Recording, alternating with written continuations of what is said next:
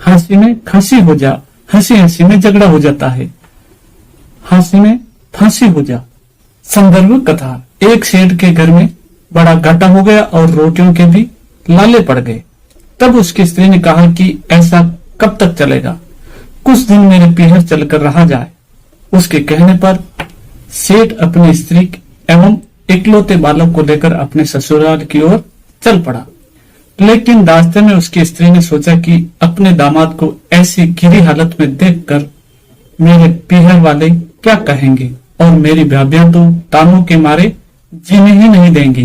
यूं सोचकर वो पानी पीने के बहाने अपने पति को कुएं पर ले गई और अवसर पाकर उसे कुएं में धकेल दिया। फिर वह अपने छोटे बालक को लेकर पीहर चली गई। इधर सेठ को किसी ने कुएं में से निकाल दिया और वह एक शहर में जाकर धंधा करने लगा।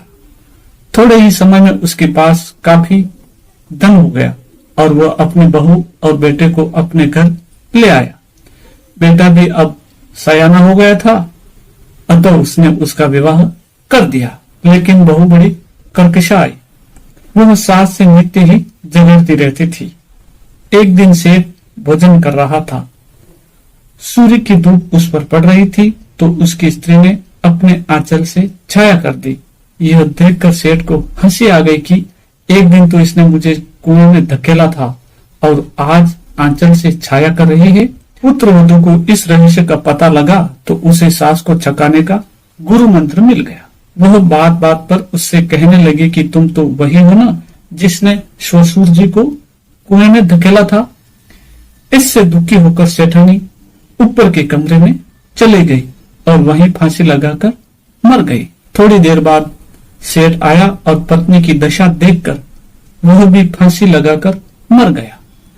माँ बाप को मरा देखकर बेटे को बड़ा दुख हुआ और उसने भी फांसी लगा ली।